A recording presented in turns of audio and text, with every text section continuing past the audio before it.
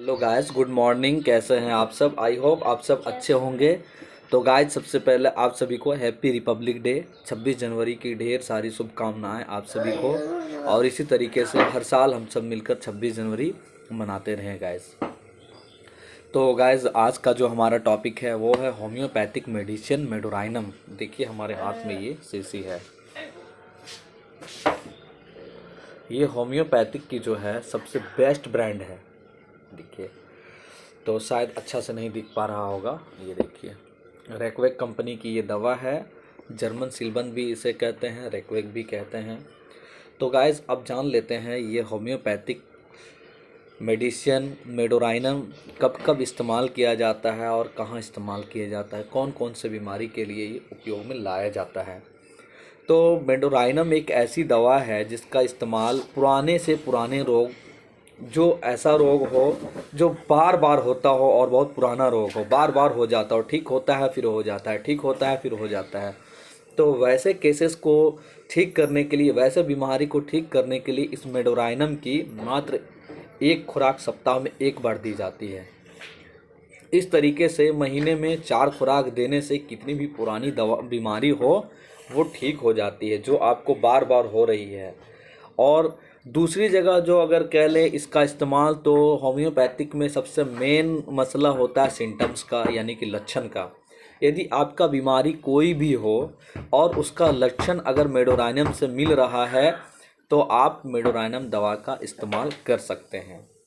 तीसरी चीज़ ये है कि यदि आपको स्किन से रिलेटेड किसी भी प्रकार का प्रॉब्लम है तो वहाँ पे भी ये मेडोराइनम अपना बहुत अच्छा काम करती है। उसके बाद यदि आपको प्रोस्टेट से रिलेटेड, यानी प्रोस्टेट ग्लैंड जिसको हम लोग पेशाब की थैली भी कहते हैं, अगर उससे रिलेटेड अगर आपको कोई प्रॉब्लम है, चाहे मेल में हो या फीमेल में हो, दोनों में किसी में, यानी आप कह लें तो पेशाब, घरेलू भाषा में पेशाब ही कहते हैं, यूरिन से रिलेटेड अगर कोई मामला है तो वहाँ भी ये अपना बहुत अच्छा काम करती है। उसके अलावा अगर हम देखना चाहें, यदि आपके जॉइंट पेन हो रहे हैं, घुटने में दर्द हो रहे हैं, कमर में दर्द हो रहे हैं, अर्थराइटिस हो गया है, साइटिका हो गया है, ऑस्टियोआर्थराइटिस हो गया है, तो इन सभी में भी ये अपना एक बहुत ही अहम भूमिका निभाती है। तो उन दर्द वाली केसेस में भी मेडोराइनम का इस्तेमाल किया जाता है। प्रोस्टेट से रिलेटेड बीमारियों में भी इसका इस्तेमाल किया जाता है।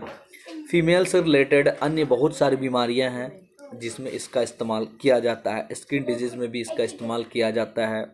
और मेल पुरुषों के भी बहुत सारी पर्सनल बीमारियां होती है जिसमें इसका इस्तेमाल किया जाता है। मेनली पेशाब से रिलेटेड बीमारी में इसका इस्तेमाल ज़रूर किया जाता है। नाइट फॉल से रिलेटेड बीमारियों में भी इसका इस्तेमाल किया जाता है।